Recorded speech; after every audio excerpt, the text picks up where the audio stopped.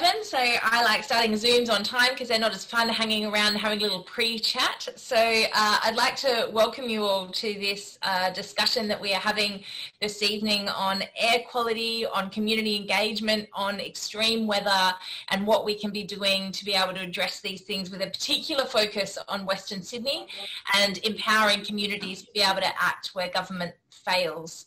For those of you who don't know me, my name is Jenny Leong and I am the Greens member for the state seat of Newtown. I'm also allocated with the responsibility of ensuring that the voices of people in Western Sydney are heard through the Greens into the Parliament and into the process, but I acknowledge that as someone that is not from Western Sydney, it's crucial that we're not trying to speak on behalf of other people, and I'd like to acknowledge that there are a number of Greens representatives past and present from Western Sydney that have joined us on this discussion this evening. Before we go any further and before I acknowledge country, I just wanted to let people know that we are recording this event so that people can join who were not able to join at this time. Just to say that if you don't want to be recorded, it's fine if you're just on the video because we're only recording the active speaker. So if you stay on mute, then you won't be recorded. And if you ask a question and you don't want to be recorded, just let us know at the beginning and we'll make sure that we cut that part out. But otherwise, that's why you can see the recording being featured there. I'd like to begin by acknowledging this evening that we are on the land, or I am on the land, of the Gadigal people of the Eora Nation and pay our respects to elders past, present and emerging. It always was and always will be Aboriginal land, and I think that it's really important, given that we are on all different country, that if people can type in the chat where you're joining from and what country you're from, it allows us to have both a lesson and an understanding of the range of different areas that we are coming from, but also join in a collective acknowledgement of the fact that we are here on Aboriginal land. So I want to thank you all for joining us, and I think after the weekend that we just had, it probably seems more timely than ever that we are starting this conversation collectively, but that is not to say that these conversations have not been happening for a long time already, locally within communities, within the incredible expertise of the panel that we have today, and bringing forward discussions that I think are much needed into a public space. So I want to also acknowledge that there are many other people that are joining on this discussion tonight that actually bring perspectives and expertise, and I hope that we will have plenty of time to be able to hear both from our panel of speakers, but also to be able to engage in a dialogue and questions around that.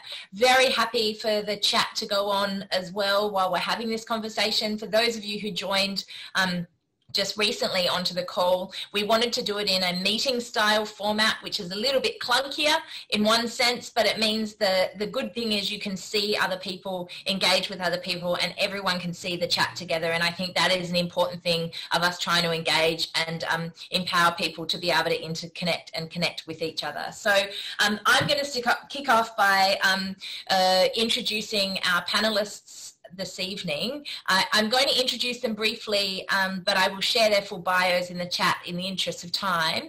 But I wanted to really thank them for being able to join, and wondering if for a minute they might take themselves off mute and say hello as I say their names, so that people can just clock where you are in their Zoom pictures.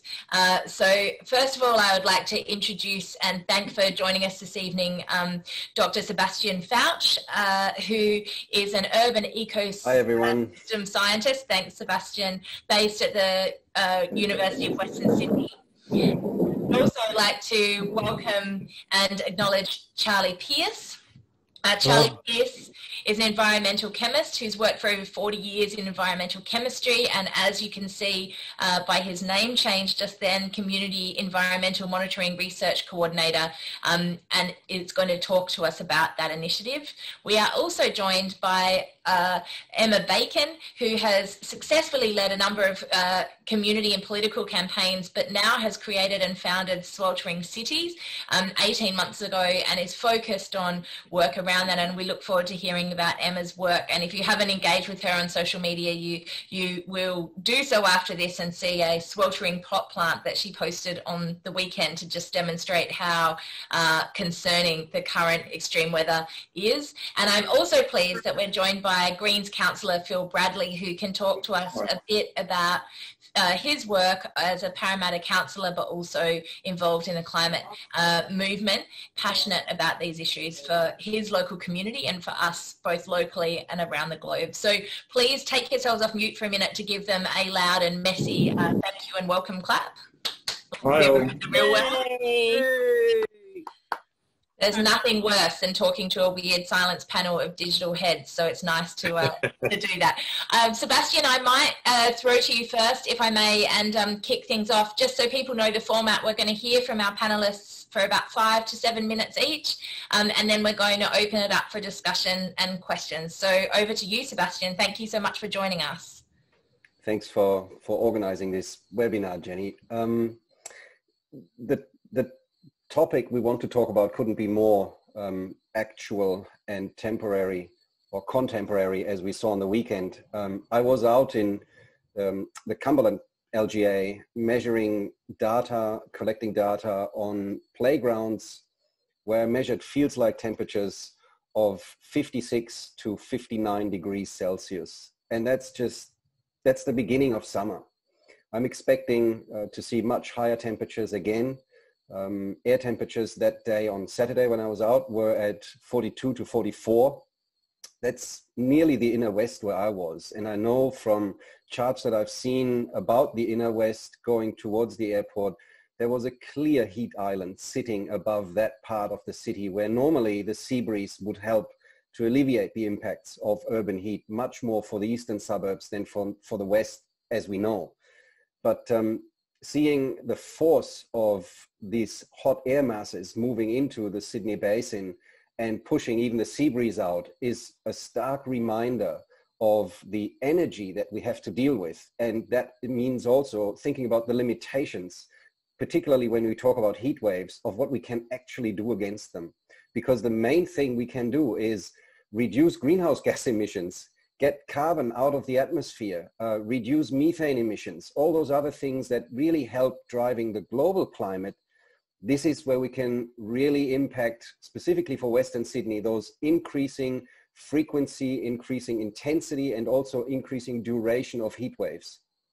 By planting trees, we can do something, but from my knowledge, from everything that I'm reading, from the own research that my team is doing, there's very little we can do when it comes to heat waves. So we really have to learn, at least for the next decades, to deal with heat waves, find adaptation strategies, not mitigation strategies. And then when it comes to mitigating heat in Western Sydney, part of my work, or at the moment, the majority of my work is centered around that.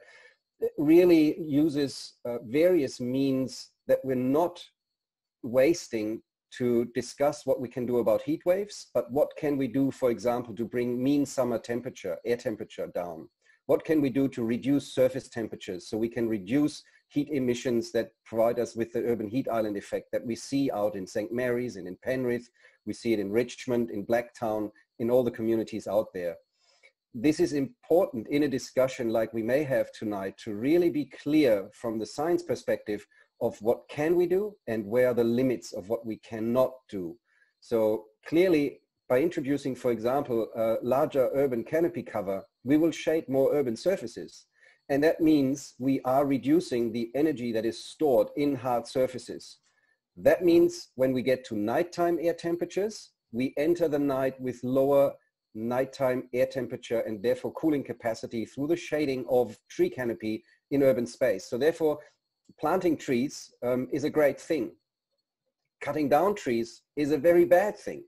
And we see net canopy loss happening particularly on private land. It's another aspect where it's not so much about, government bashing. Government has just today announced $10 million or $10.2 million to spend on green infrastructure projects, a very, very important and very welcome investment in greening this area that really is deprived of greening left, right, and center. We have 23% canopy cover on average in the Greater Sydney Basin, and we want to get to 40.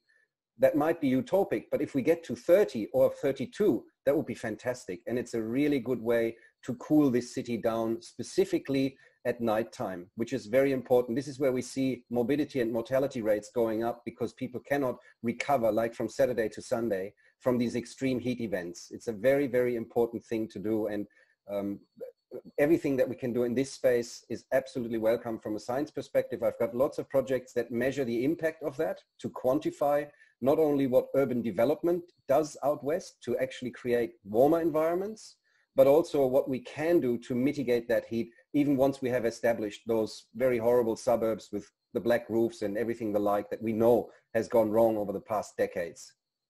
I think I'll leave it with that and hand back to you, Jenny. Thank you so much, Sebastian. And if people didn't see the article that Sebastian referred to in terms of the state government announcement today, that it was great to see you quoted in as well. We'll share a copy of the link, or if you have it to hand, feel free to share it in the chat, Sebastian, while we're hearing from the other speakers. And I think it's really important for us to open up a dialogue about what we can do, because this is a real problem for people happening right now, as well as looking at the broader global challenges and the long-term plans.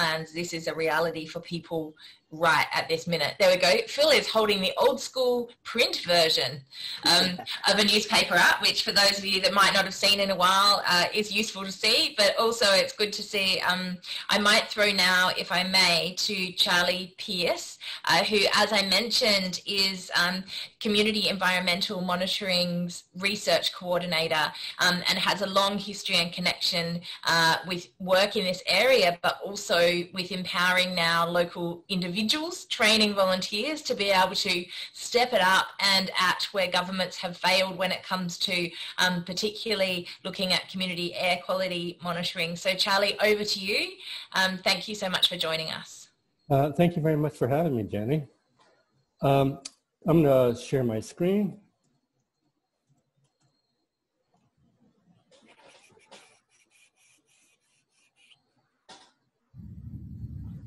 There we go.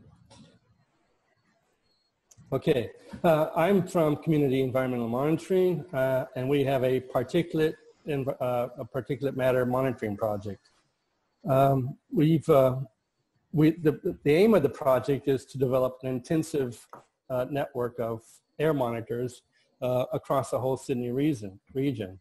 Particulate matter is the term used for the particles in the air, the diesel, the hydrocarbons, soot, and smoke that people breathe in. There are several divisions of particulate pollution. PM10 are inhalable particles less than 10 microns, and PM2.5 are really small, fine particles that people breathe in, and they're so fine that they cross the blood barrier, going straight from your lungs into your bloods, and they cause human health risk.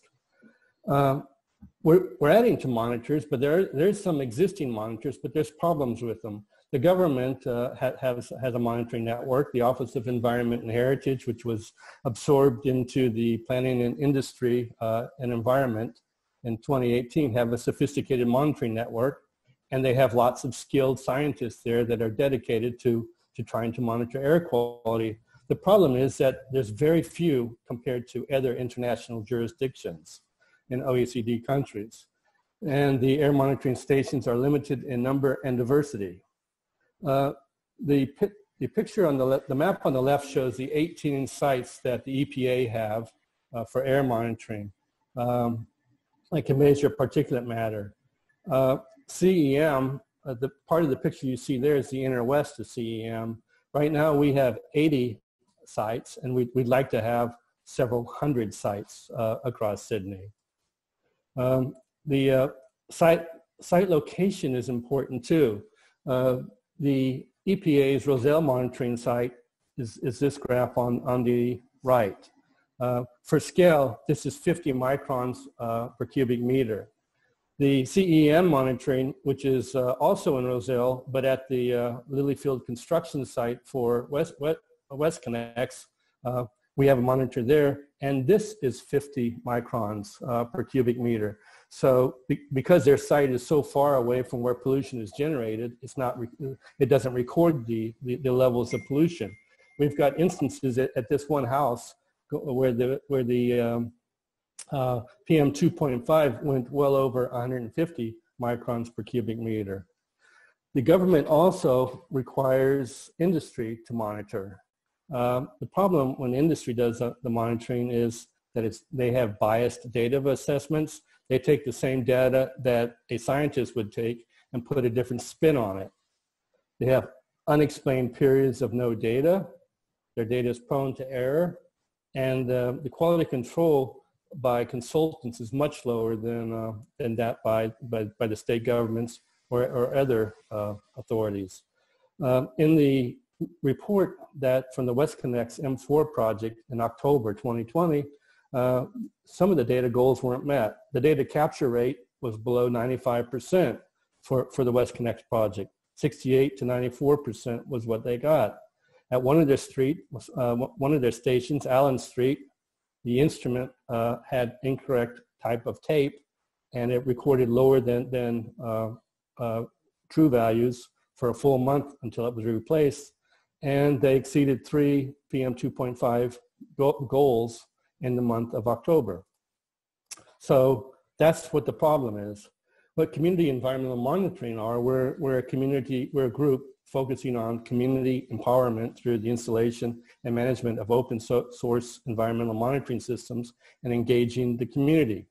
We aim to have a robust, generate robust data and collaborate with other researchers. We also are trying to make the information known through the analysis, commentary, and reporting of community members, and we're engaging the community in arts and performance organizations. So the air quality monitors we buy, they look like this. We build them from the Luftdaten project in Germany, and they share their open source module information and provide free servers. We simplify the use of these monitors for people who receive them by installing the software and sourcing the parts and putting them together. People that would like to have a monitor, they need to have a stable Wi-Fi network and electrical socket within 5 meters of the device location. And working with financial support provided by Jenny Leong's office, we're aiming to greatly increase the network in Western Sydney. Thank you very much. That's all I have. Thank you so much for that, Charlie. And it's really great to see this project be able to be moving to a next stage and to hear about the additional installation of monitors. We might come to you when we go open up to questions to find out how people who are more interested in connecting in can get more involved as well and supported. And just so people know, it was one of the things that our office was able to do, being aware of the fact that we saw an incredible uptake around some of the WestConnex construction sites in the inner west and in Sydney, through the community initiative, to be able to then fund and support the idea of being able to install monitors out into Western Sydney was something that we thought was a really valuable way to connect some of those communities of interest that are often pitted against each other politically, but actually have so much in common when it looks to the kind of challenges and practical solutions that a community empowered can actually make to be able to address the gaps and holes within government's response. So thank you so much for that, Charlie. Next, I'm going to throw to Emma Bacon, who, as I said, has 18 months ago founded Sweltering Cities, which is an organisation that is, well, I'll let Emma explain in more detail, but I think it's really important for us to see the connection between the idea of what is the real lived experience of people that are dealing with this heat crisis right now and connecting that beyond an abstract concept of whether you support climate action and in what form, and the endlessly removed political fights and debates that happen maybe in Canberra or in the likes of Macquarie Street, although I will say last week we got a good win with consensus around renewable energy reforms, which I think we heard a collective sigh of relief from climate campaigners and activists and people that care about climate change to seeing the Liberal National Government, the Greens and Labor all working together towards a consensus which cut out One Nation as irrelevant, which I will always give a massive cheer for, to put them in the irrelevant basket and actually move us forward on the idea of transitioning to renewables in New South Wales. So there is some hope, but for a lot of people that are living this right now, the reality is much more important and on the ground, and it's really powerful to have an organisation like Sweltering Cities now having part of that debate. So Emma, over to you. Thanks, Jenny. And, you know, just to begin with, as I said in the comments, I'm joining here from the land of the Gadigal people of the Eora Nation. It's stolen land that was never ceded. And the majority of the work I'm doing at the moment is on the land of the Darug people. And on the climate change news, I think there's very rarely a week when we can say it's a good week for climate activism. So it was great to be reading that. So here we go. Sweltering Cities is organising and campaigning with communities affected by extreme heat to win livable, sustainable and equitable cities and climate action. We're starting in Western Sydney primarily because it is a highly affected and politically potent area, but we know it's a national issue and that heat is deadly across the country, and particularly we're looking at Brisbane, Melbourne and South Australia, where people know it'll be deadly into the future. I also want to very briefly acknowledge that Dr. Fouch, Anthony, Phil and Annie and Jill Biddington, who are all here, have been fantastic to be able to speak to at different points to really support the work moving forward. So I want to mention that early on. I'm going to go very briefly through what Sweltering Cities is and some of the plans, tell you some early results from the community survey that we're running, and tell you where best case scenario, where we're going to be in 10 years. So why Sweltering Cities? I think that, like probably many people here, after the last federal election, I was pretty despondent about the future of climate action in Australia. I saw that I didn't feel like some of the bigger climate NGOs and some of the, you know, core activities of that movement weren't broadening the movement enough to different geographic locations, different demographics of people, and that's what we needed to do if we're going to win climate action. I'd also been having some really intense conversations over the last few years with people who live in Western Sydney, as well as some hot parts of Melbourne, about what it's like living with extreme heat in your community. I was hearing stories of people who knew they couldn't afford to put the air conditioner on, so they would sit inside their homes getting hotter and hotter and hotter until they went and sat in their car for a couple of hours to feel some relief from the illness that they were feeling. You know, more recently, now that I've started this, I hear stories all the time like this, you know, pets dying in the heat, when people have been returning to work after the COVID work from home period, or pets burning their paws, playgrounds that are so hot to touch that parents feel like they can't take their kids anywhere to play, and renters who are really desperate to cool their homes but stressed about asking their landlord for any minor alterations to cool the house because they're too worried about the insecure housing. There's also, we know, correlation with heat with mental health crises and with assault. So we know that that pressure is coming out in statistics that people are feeling as well. So I started Sweltering Cities because I decided there was, or I think lots of people here already know, that there's an opportunity to engage with people on the issue of extreme heat as a lived experience of climate change. And so this summer is the first summer where we're running activities. The theory of change is that if we empower and amplify the voices of communities with lived experience to advocate for change, then we can win community-centred planning, climate justice and livable cities because organised communities are more powerful. There's three big pillars of work. So firstly, we're organising to build power. That looks like community outreach, training, helping people connect with others in their community who feel strongly. One of the biggest barriers that comes up when I've been speaking to people who feel strongly about this issue is that they feel like, you know, if they're an activist, that they have been working really hard and they can't persuade others to join them. People are, you know, they're working really hard, they're taking care of kids. Even if they agree, they don't have time to participate. So we're looking at what are the ladders up the rung towards becoming an activist. So you can have, you know, an entry-level ask that says, you know, ask your community, ask your network to participate at this level instead of jumping all the way up to being an activist. So we're working pretty hard on that, as well as coordinating with community groups like Sydney Alliance who do such great work across the city. Secondly, we're campaigning to win. We're identifying key local asks with the idea that if we can mobilize people on local issues that affect them directly on heat, then we can build a movement, build experience, build skills to then advocate at a larger, bigger scale for things like lower emissions, climate action. But that we need to engage with people on the issues that affect them personally. What the emerging, I'm not going to communities and saying this is what you should care about, but what I'm hearing from people is that the emerging issues are around things like infrastructure, like bus stops. It's dangerous to use some of the bus stops around the city when it gets too hot for too many people. It's on things like services. So how do we support vulnerable people in the community? Also development. So I've been speaking to the councils and they do so much great work on heat, like Penrith Blacktown Council. I know Parramatta does good work.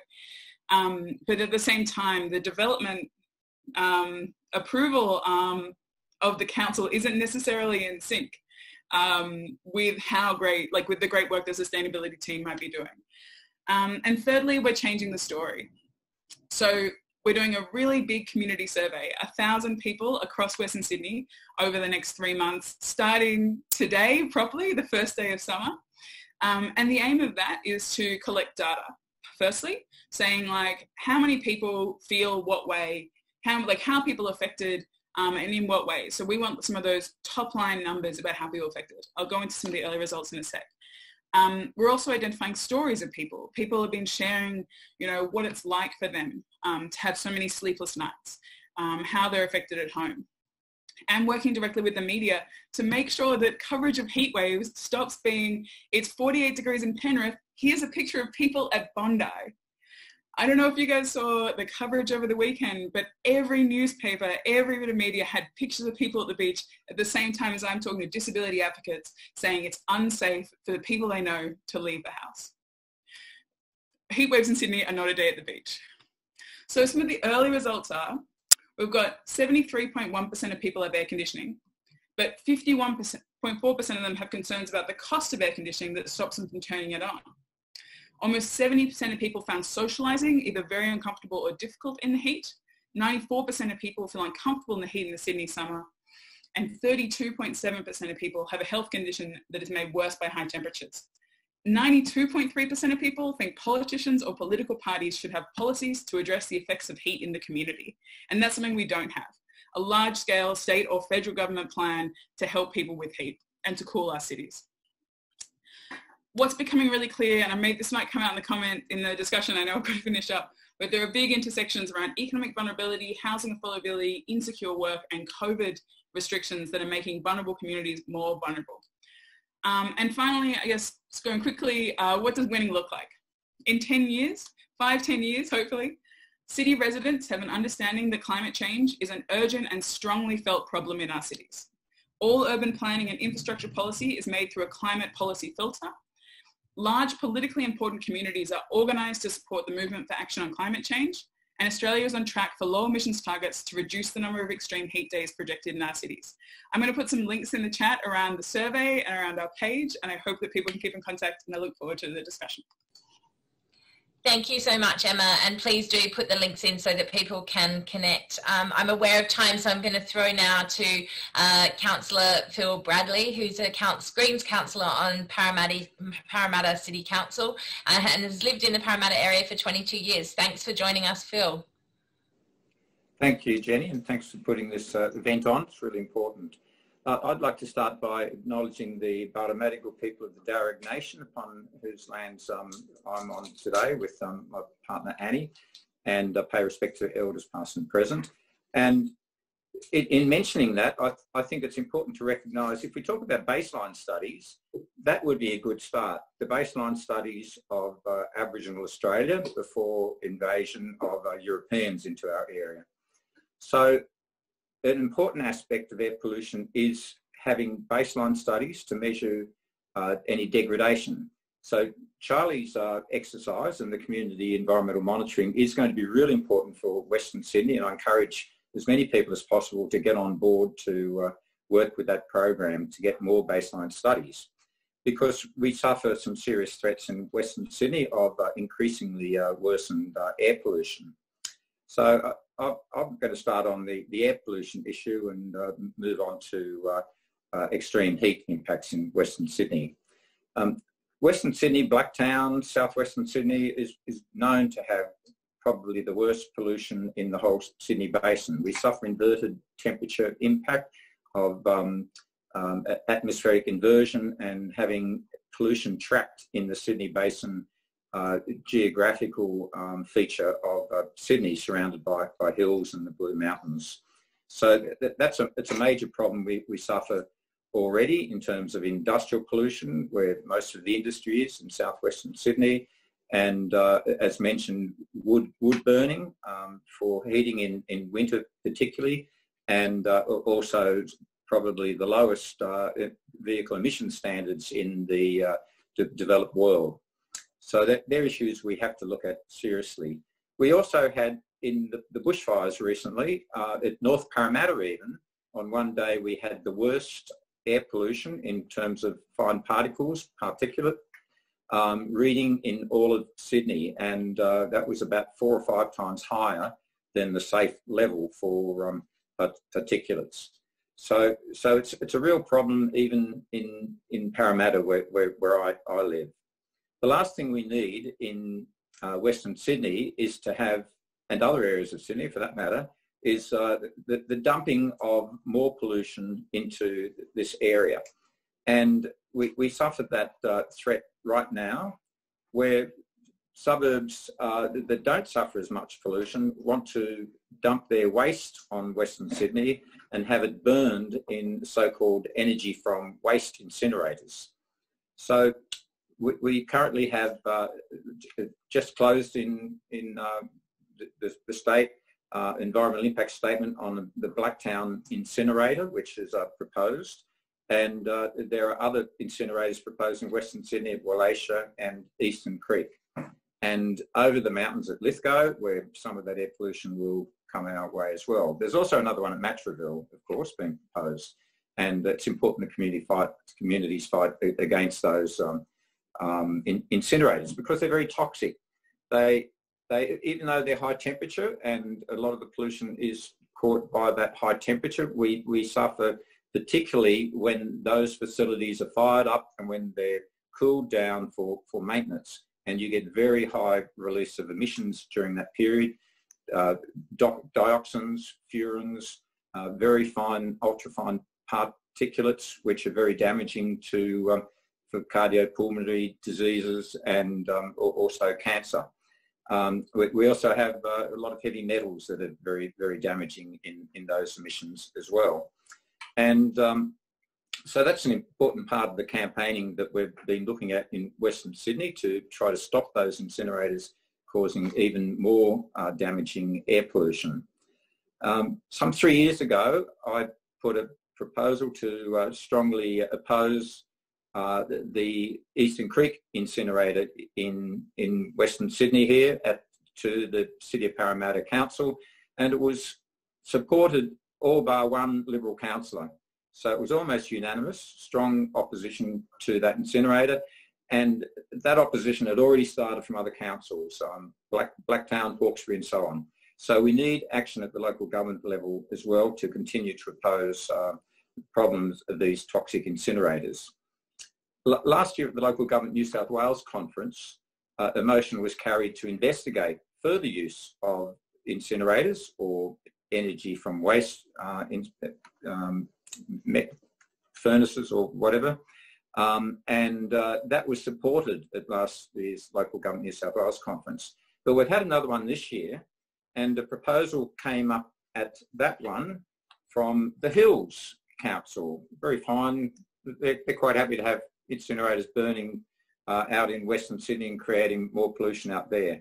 The motion was that Local Government New South Wales urges the New South Wales Government to encourage and facilitate private sector investment in waste to energy facilities as both a more sustainable alternative to landfill and recognition that the waste stream is too diverse and contaminated to make all but a few products recyclable. They haven't heard of the zero waste circular economy, obviously, up there. And I was pleased to be the first speaker to oppose that one.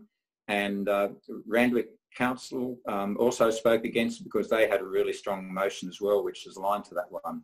So that was opposing the Matraville incinerator. Fortunately, the vote went our way on this, 60% to 38, but we have to be ever vigilant in this area. So that campaign continues with a whole range of other incinerators around the state, as well as initially in Western Sydney. So they're important issues to look at, and we need to also look at, obviously, the heat issue. And the incinerators actually emit nitrous oxides, which about 3 times more than per unit of energy than what would be emitted by coal-fired systems. And nitrous oxides are, over a 20-year period, about 300 times more damaging than carbon dioxide. They also emit about 2.5 times as much carbon dioxide by burning plastic and the typical waste streams that they do than coal-fired power stations would per unit of energy again. So they're certainly not a green solution. They're actually worse than energy from coal-fired power stations. The other issue we've been looking at a lot in Western Sydney is extreme heat, obviously. And there's quite clear evidence that in the records, the Met Bureau, the average temperature difference between Sydney and Penrith, for example, on an extreme heat day is about 10 degrees. So already we get a lot more hot days and a lot more extreme conditions. Parramatta gets about, on the basis, about 3 times as many days over 35 degrees, well, based on last summer, for example, and six times, Penrith gets about 6 times as many days greater than 35 degrees than Eastern Sydney does. So there's a major problem there that we're looking at addressing. And one of the areas that's being looked at is with Western Sydney Regional Organisation of Councils, have a program called Turn Down the Heat. That is more about adapting to extreme heat by the use of green urban areas, cool materials, designing, having more water features, infrastructure adaptation, emergency and health responses, education and research. Now, they're really important, but we also need to look much more strongly at mitigation of that extreme heat. And some really good work's being done on that. Congratulations to Blacktown Council for some of the activists involved in that campaign here on this online forum. Have succeeded in declaring a climate emergency in that council by community lobbying, and they have some great targets like 100% renewable energy by 2025. A lot better than I've been able to manage with a much more conservative Parramatta Council. So there are some really important campaigns we're working on. We need to do a lot more. In Parramatta, there has been some progress. We're getting about 25% of our energy now from the Moree Solar Farm by a power purchase agreement. We're looking at introducing more electric vehicles. I've managed to encourage our staff to have a draft control plan, which would ensure that all new buildings are electric vehicle charger ready. We're looking at increasing the tree planting towards that 40% canopy cover by 2050. So we are doing some good things, but a lot of that work gets done under the radar with staff. And that's another avenue I'd encourage people to look at if they can't get their councillors to support progressive movement in this regard, to try to work with the staff. I think I'll finish at that. I've probably over my time now. Thanks, Jenny and everybody. Thank you so much for that, Phil. And before we go to questions, just a thank you to all of our panellists, and I will clap on behalf of everyone so we don't have to unmute and mute again. You can see their visual clapping. Thank you all for those contributions. It's really powerful to hear the different intersections between what has been decades of work in some areas, new initiatives, and community engagement and connection. I want to throw and open it up now to comments and questions, and the first one that has registered is Signa. And just to say, if people do have a question or a comment, don't feel like you need to type the whole thing in the chat, but if you just indicate in capital letters comment or question so I know to come to you, that would be great. I will unmute you now. Signe. Question for me. Or maybe you can unmute. I can do it myself. You can do it yourself. I wasn't sure whether I had to do it or not. There you go. Amazing. Limited control, Jenny, limited control. I'm happy with that. I'm speaking to you from Cabral land of Darug Nation and support everything that has been said so far, particularly what Phil was saying about the council work. I get as involved with Liverpool Council as I can, and they have several things going like the million tree planting, which is beside what the government talked about today and will not act on. One of the things I wanted to add, and a way to get people more involved in understanding the incinerator system, is you all drink water, correct? All good? Everyone drinks water? The incinerators they're planning on are all around the Eastern Creek or the water service that you're going to drink. We need to make everyone aware that it's not just the stink and the particulates, you're going to drink it. So it doesn't matter whether you're at Newtown or at Brighton Sands or whatever, you're going to drink these particulates. So it's such an important issue. I'm working with an organisation at the moment, through my own job actually, who are doing a lot of recycling of plastics. And they're doing it in the way of making furniture road base, and they're investigating oils that can be used for fuel. So your plastic will become something. But I think it's not just Western Sydney, because as I said, you're going to drink it. It's not just Western Sydney that has to put up with the heat. Like councils like Liverpool and Fairfield are really working hard. And if you look at us from the air on your Google search, we're not all barren areas. It's where they're building new homes and not requiring particular growth, or they're taking down enormous trees to accommodate the development. We need to learn to work around nature, not make nature work around us. We are so selfish in what we do. We forget that, well, I've got trees behind I live on the reserve. They're over 100 years old. They've been here longer than I have, and I've been here 60. So it's really important that we make people aware of our ability to work around the environment, not its need to be shut down, cut down, or whatever around us. And I think particularly with the incinerators, which is an enormous issue out here, and people are very conscious of it, but not willing to act on it, is to make them aware that it affects us all, even if it's not in the way of what we're going to breathe.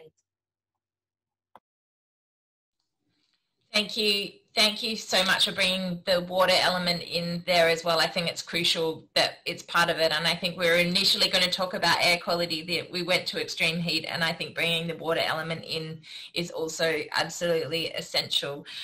Chris Winslow, I think you had the next question. Feel free to unmute yourself. Oh, I just wanted to know, Chris Winslow from Kellyville Ridge. I just wanted to know if we can get some estimates of temperatures in excess of 40 degrees, which is now the new 35. When I was growing up, 35 was the sort of hot day, but now we talk about in excess of 40. But I'm wondering if we could tie that to particular key dates like 2030 and 2050, when we're supposed to be meeting carbon emission targets. So does anybody know of any estimates of how many days per year will be in excess of 40 degrees per year on those particular years? Emma, you've indicated, and then I might throw to you and then come to you, Sebastian.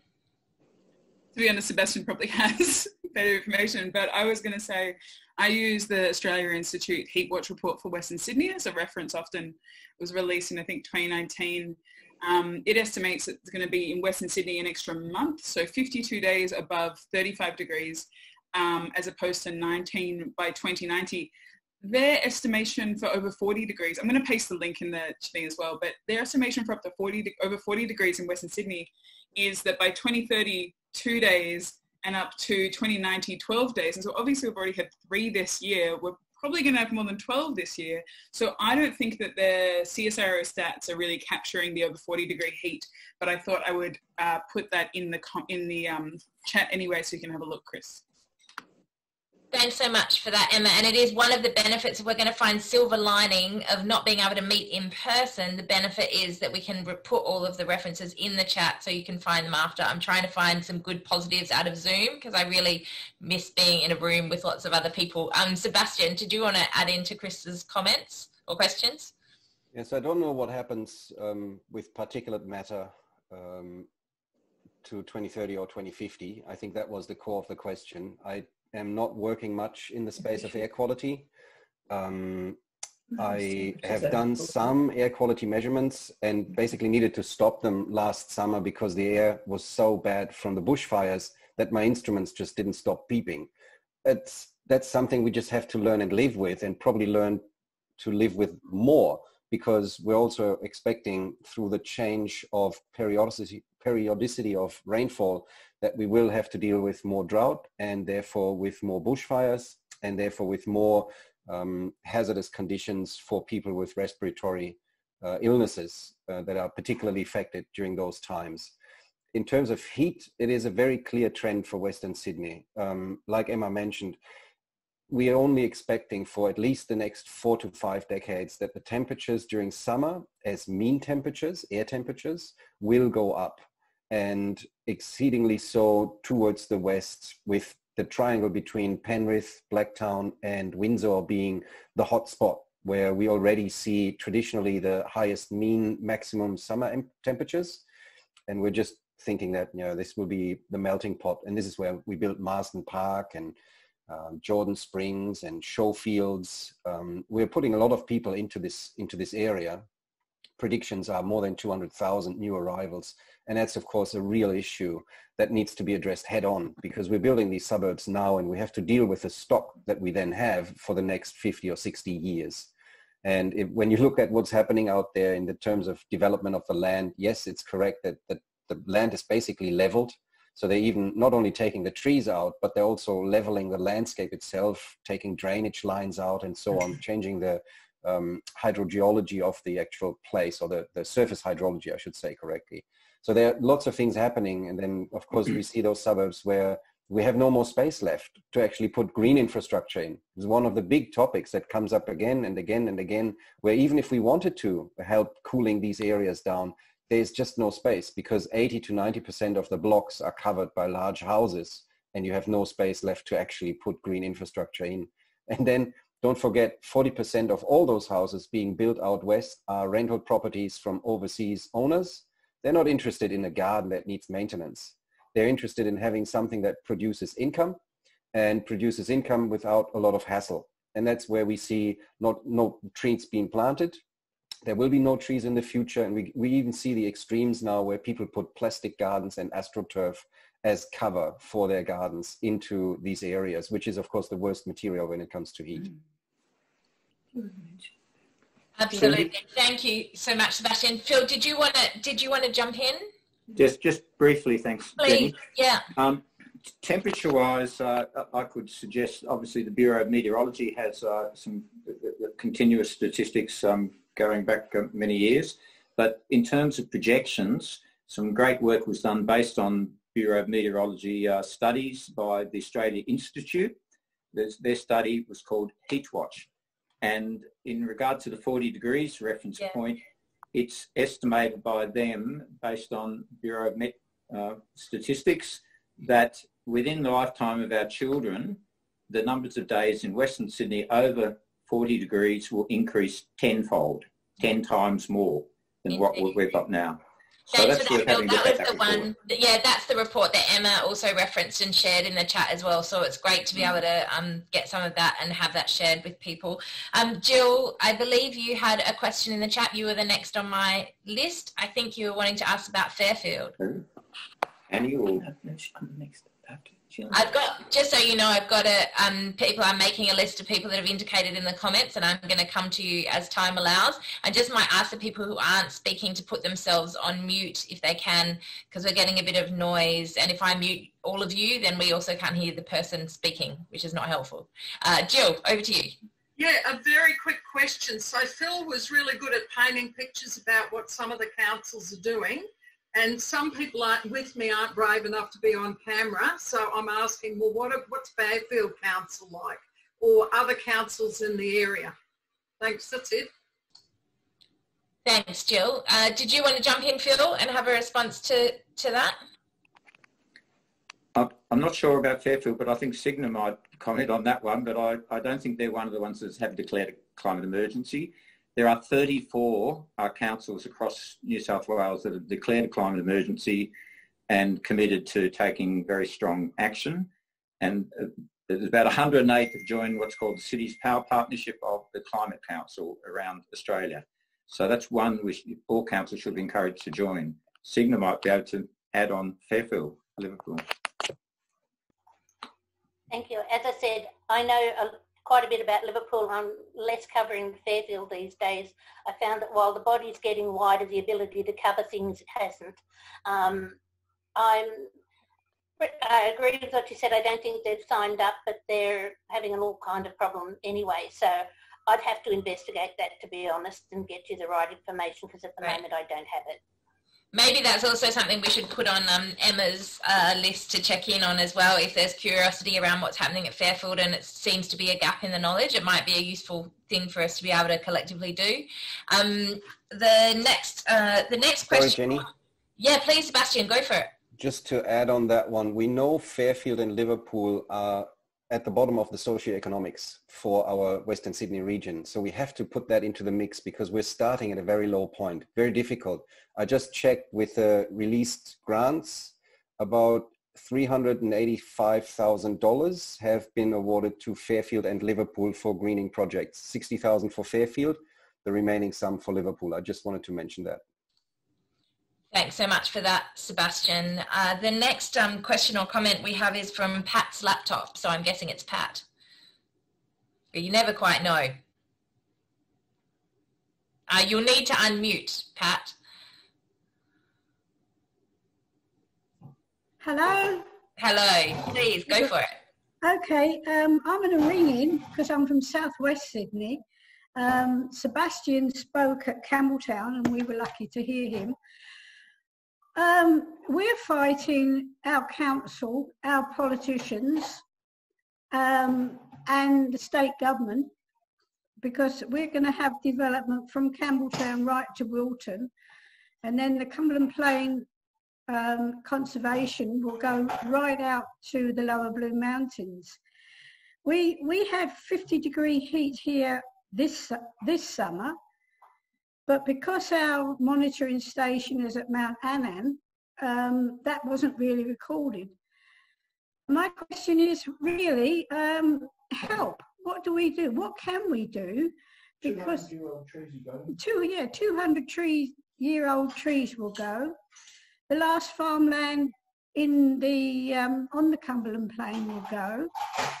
During the fires, we didn't have fires, but we lost a lot of koalas because of the heat and the dust, and we're fighting a losing battle, and I'm just saying help. What can we do?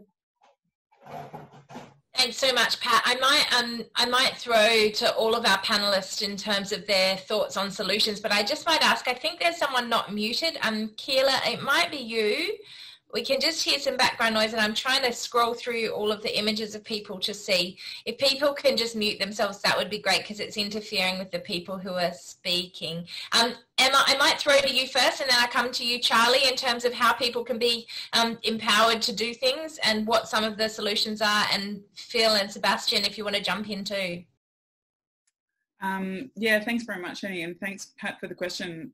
I think it's something I've heard from the beginning. It's like, it's one thing to have tree targets, you know, but it doesn't really work if you're cutting down mature trees and replacing them with saplings. And I remember from, you know, part of the WestConnex campaign locally, the New South Wales government being like, we're going to increase the amount of trees and they're all going to be that high and it's going to be fantastic. And it was very depressing. So I'm sorry to hear about your local area. And I just, you know, just touching on the koalas, you know, in summer we have this really tragic situation where koalas, where flying foxes are the animals that have been forced into the urban edge by deforestation can't cope with the heat and like are dying in large numbers. And it is really sad to see. And it is also like dangerous for the community, especially with the bats that are interacting with them. I'd love to follow up with you and have a conversation about what we can do together, how we can talk about it. So I'm going to put my email in the chat, and hopefully you can send me an email and we can have a chat about what we can do to talk to people and get together and make it clear that, you know, there are implications to this development in terms of the loss of not only green space, but also the increase in concrete, which is just going to heat the area, and what we can do together. So I'm going to put my email there, Pat. Thanks very much. Thank you very much. Charlie, did you want to talk about a bit more about how the community is getting engaged in some of the work you guys are doing?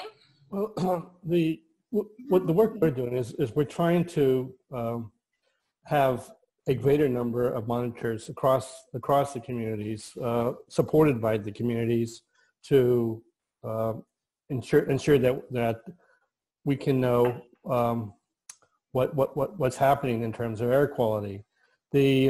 Right now we're focusing on particulate matter, but we're looking forward to seeing what else we should be monitoring. As Phil said, NOx is another very important air pollutant, and we're trying to find a cost-effective way to include NOx monitoring in our arsenal.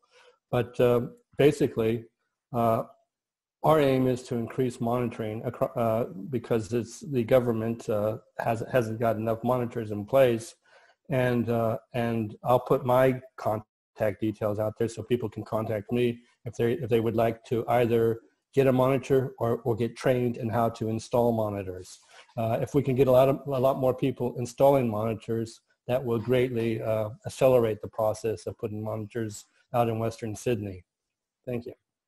Wonderful. Thank you, Charlie. And the other thing that can do is also create a network of people that are really concerned and connected about air quality. One of the questions that's being put in the chat is whether or not the monitors can also measure heat, because that was the other thing I think that Pat mentioned, is where the temperature is being measured is not necessarily where the hottest locations are, which we know they do with air quality monitors as well, and put them in the middle of ovals and not where people walk on the street. Did you want to chat briefly on that one, Charlie? Yeah, our monitors measure both heat and humidity also. The heat, you can see, I'm quite surprised when I look at some of the monitors at how hot it is where the monitor is located, even in the inner west and of course out west. But also it monitors humidity, and that's another important parameter for local air conditionings and for interpreting the data from particulate matter. Unfortunately, our monitors are sourced from Germany, and they don't have high humidity there. So often the humidity part of the monitor dies every summer. Yeah, a risk. I'm just going to seek an indication by hand that our panelists are happy to stay around for about another 5 to 8 more minutes so we can wrap up and hear the final questions. We're all good with that. Amazing. Thank you so much. So what I'm going to do, given we've got about 5 more questions, what I'm going to do is actually go to those people and ask our panelists to just take a note of anything that you wanted to comment or respond back to, and then I'll come back to you and I'll get you to respond back to any of the issues or questions raised in the context of some wrap-up remarks, if that's okay, just in the interest of time. So I think next we had Dorothy. Hi there. I'm speaking from Anouan country, from Armadale, and from the council that has already declared a climate emergency, so we're working on that aspect of it. And this year, or last year, we actually had our first official New South Wales government air pollution monitoring system. And what we had there was 32 exceedances of national daily air quality standards, which is far worse than anywhere else in New South Wales. The next worst in 2018 was Liverpool with 8 exceedances. And I attended a webinar, Cities for People and Nature, which was Professor Claire Murphy speaking, as well as various other people. And we talked about implementation of various aspects of Sydney's Clean Air Plan, which is a plan jointly developed by 35 local expert scientists. And they thought that tackling the largest source of air pollution both in Sydney and in Armadale, which is wood heaters. In Sydney, they're only used by 4.4% of households, was rather political and they didn't really want to do much about it. So I'm just wondering if the politicians can comment on that, how we can move forward, especially since there isn't any standard for real life emissions of wood heaters, and our housing standards are also pretty dismal compared with what it should be, what basics is and what it should be. Thank you. Thanks so much, Dorothy. We'll come back to those when we do the wrap-up remarks. Annie, you were the next one with a comment or a question? Yeah, I have a comment that Sydney Alliance's Voices for Power is working in Western Sydney. They are particularly looking at unaffordable electricity, but they're also asking all the councils around northwestern Sydney, so Parramatta out to Penrith and up to Hawkesbury, if they have a program of assisting people who don't have air conditioning and who need somewhere to go when it's really, really hot. So they're asking, I've got to talk to Parramatta Council about that. They're helping people who don't have air conditioning and need some kind of a refuge where they can go when it's really, really hot days. Thanks so much for that, Annie. And then next, Arabella.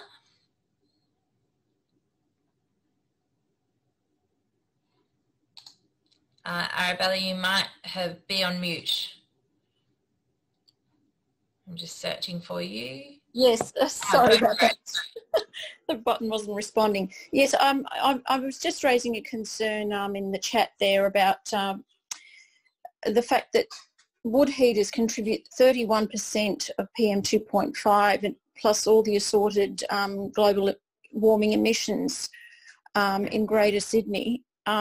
Is it time for us to look at phasing out solid fuel combustion in residential areas? Thanks so much for that contribution, Arabella, and I'll come back to our panellists once we hear from the others. Anthony and Trina, I believe you were the last two with questions. Apologies, I can't come back to people that have had multiple questions, but Anthony, you're next. G'day, Anthony from Waianatta country in Darugland.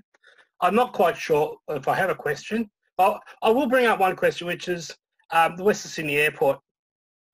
We talk about as is now, but what effect will the overdevelopment of a huge section of Western Sydney, right at the vortex of the Sydney Air Basin, which is really St Mary's down to Badgerys Creek, have on air quality and temperature in that area?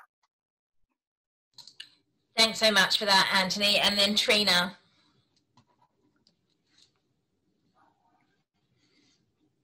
Trina, you may be on mute. Yes. There you go. Amazing. Just 2 points.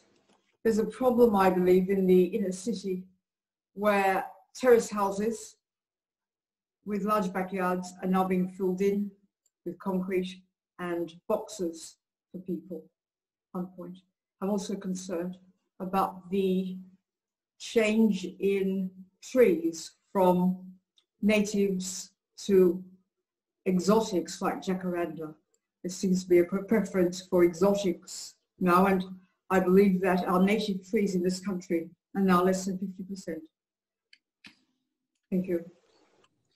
Thank you so much for that, Trina, and I might just remind our panelists, so in terms of those questions there we had you heard just then from Trina, in addition raised the Western Sydney Airport, issues of wood heaters, challenges or options for people to have practical solutions about where to go if it's too hot, and also looking at the challenges and the political challenges around clean air and putting in standards around clean air and implementing that. I will say before I throw, and I'll come to you first, Phil, if I may, and then ask you all to have a minute or two wrap up in response to those things. I just wanted to say that I'm going to get Kathy from our office to put in the chat the registration for this event. The reason we're doing that is if you didn't register an RSVP, it'd be great if you could do so now, even though we've already had the event, so that we can send you the follow-up and the links that have all been in the chat and all of those kind of things. So we'll put it in the chat now, and if anyone didn't actually RSVP and came via Facebook or somewhere else, retrospectively register for the event, so that way when we send you the wrap up and all the links to these amazing references, you'll be able to get them. But Phil, I might throw to you first for some closing remarks and response to those final comments and questions. Okay, thanks, Jenny. Yeah, I think it's important to recognise that heat waves are a really important silent killer, so is pollution. That major heat waves have caused more deaths since 1890 than bushfires, cyclones, earthquakes, floods and severe storms combined.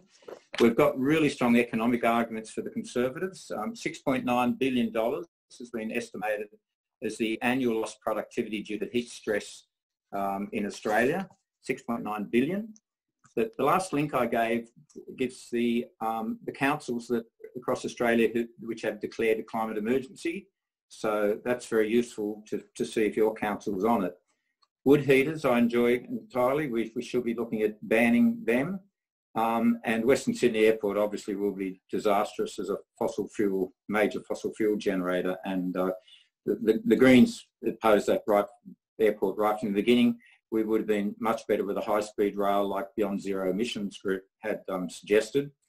The last comment is, I think it's really important we all look at taking action, and community action is so critical. So join your local community group if there's one. Better Planning Network is really good on those planning issues. The Greens have a Climate Action Working Group and an Environment Action Working Group now, a new one. Labor Party has a Labor Environmental Action Network too, for those inclined that way.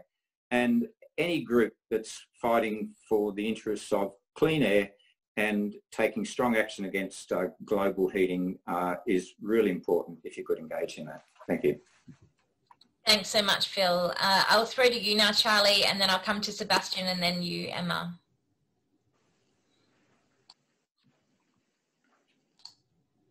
Yes, well, the air quality and environmental quality is only going to get worse unless people start doing things, and it's important to continually to document the air quality.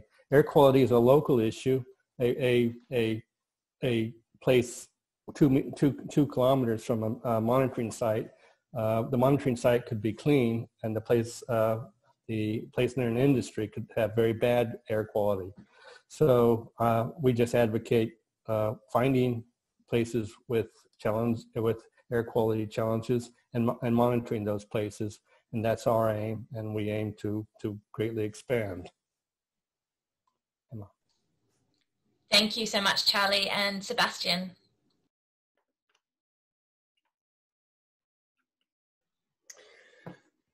Some very good points made, no doubt. We suggested a large-scale heat impact study on the mega projects of the New South Wales government. Our application was rejected. You can interpret that in any way. If we asked for too much money because we're greedy scientists, or if nobody wanted to really know of what, for example, the airport will do to the area around Badgerys Creek, which I measured with the work that I've done for Penrith Council, was one of the real hot zones where air temperatures were already above 50 degrees. And there are even some voices out there, again, this is not my science, and I'm not sure that this is actually backed by science, but they come up with arguments that talk about the lift that you actually need under the wings of the aircraft. When you have too hot air, you have a problem to generate that lift. So the airport may even see airplanes not even starting because of the extreme heat. But this is just something that I pick up from reading and trying to get my own head around this space. What I wanted to say for Pat particularly is the action that needs to happen is not just walking to government, to local government and, you know, knocking on the council's door, but it's also going to state government. So you have to march to Parramatta and you have to march to downtown CBD Sydney and let the guys know that if you live in the MacArthur Growth Corridor, Campbelltown MacArthur Growth Corridor, the numbers of people that are prescribed to settle in this area, they come from state government. Local government has no say there. So if you really want to make an impact there, then you need to go to state. Local government has no say in those numbers. They do have a say how they develop this area. And I want to particularly mention Wilton as one of the first, or the first development where at the master planning stage, trees in the backyard and front yard are prescribed. If you buy a block of land and build a house there, it's the first suburb in Sydney where you have to have these trees. It's a great start. Of course, there are lots of questions. What do we do? How do we monitor that? What happens if 10 years later you take the tree out? How much do you get fined? Is it a $200 slap over the wrist, or do you get $100,000 fine? These are unresolved questions. Lastly, personal action, go gorilla planting and plant trees wherever you can. Just do it. Don't wait for anyone. The most important thing is that we need the young trees to grow well into medium and large size trees, because the large trees are already out there providing their maximum cooling. There is no benefit in providing more large trees to be in our area. It's the small trees that we need to grow large, because that's where we get additional cooling. And that means we need to have, and it's just fact that across the Sydney Basin, we see canopy loss mostly happening at private land, not government land. It's private land. So we need to have private people, homeowners. If you're a homeowner, I'm a homeowner, I've got lots of trees that I planted in my own space.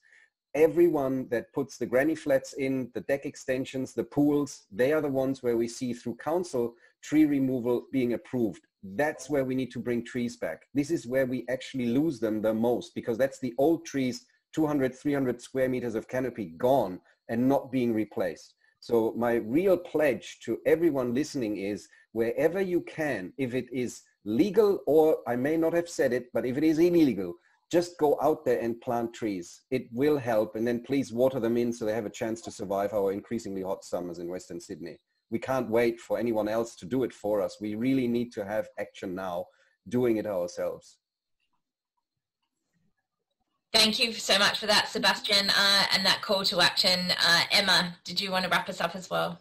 100%. Let's go gorilla planting. I'm going to do some this weekend, inspired by Sebastian. Yes. But I also want to echo something else he said. There's lots of councils doing great work. Like Blacktown Council is trialling heat refuges. Penrith Council does great communication on heat. I've been speaking to Brimbank and Dandenong councils in Victoria. Council workers can see the effects in the community and they're promoting the policies. The problem is you've got councils here promoting good work, doing community programs. They don't have enough funding to get to everyone. And then people feel sicker and sicker and sicker in the heat. The effects are really bad. There's no one addressing this. And then people call like the emergency number. They call 000 or they end up in hospital, you know, because there's no, you know, policies or care for this section between the communication with the community and actually people getting so sick they've got to get emergency care. So what do we need? We need a better plan from the state government and we need a better plan for the federal government. We need to address urban heat. That's what we're going to fight for, hopefully together with Pat. We're going to fight for that. But I wanted to end also on a hopeful note, saying that since I've started this, I've been overwhelmed with how willing people are to engage and tell their stories and say, yes, I want to help. Like I knew that this was a good idea, but I didn't know how much energy and time and how many people's stories they were going to be willing to share so quickly. And so I've got a lot of hope that there is a lot of capacity in the community for people who are interested in being involved, not just on this webinar, but all over Sydney and ideally all over the country. So I'm asking for your help to help Sheltering Cities. And also I'm saying that if you guys need help, I'm there for you so we can be in this campaign together. Thanks very much. Thank you so much for that, Emma. And I would really like to thank all of our panelists, Emma, Charlie, Phil and Sebastian. Thank you for joining us and offering your expertise and your insights, your devastating sense of what is to come, but also really absolutely clear actions that people can take to empower communities. It is very clear, and as someone that sits well too often listening to the hot air that comes out of many of the politicians' mouths in Macquarie Street, I can say that the disconnect between some of the realities of what people are living in communities and what decisions are being made are so removed. But there is only one way to make that connection stronger, and that is to grow our power, our strength and our voices in being able to advocate for that change. And one of the things that I think is crucial and I see as my role, whether it be in my role as a local member or as someone that cares very much about both social justice and environmental justice, is to recognise that I can play a role in making connections between people to strengthen communities so that they have the networks and connections. So we will definitely send a follow-up with the recording of this, but also with all of the links to organisations, communities and connections that you can get involved with. I would finally say, and I've been saying this throughout the COVID pandemic period, it's really important to recognise that these are intense conversations that we're talking about, and people are also living with intense realities at the moment. The anxiety and stress that people are facing around the pandemic we're living through, added now with the stress and anxiety about extreme heat and air quality and the summer we're about to face, are real. So make sure that you look after each other, make sure that you look after yourself, and make sure that you reach out and ask for help and support if you need it in any way. It is important to do that because we're not all collectively together. We can't see how the impact of this forum has had on you. So make sure that you do reach out if you need support or help. I'd ask you all to end the meeting by taking off mute and giving a very messy and loud round of applause to our panelists this evening. Yay! Yay! Thank you all for joining us. I really appreciate you giving up your time tonight to be able to talk about this issue, and consider yourself connected and engaged now with what will be a campaign to make sure that we can address some of the many challenges that we've talked about tonight.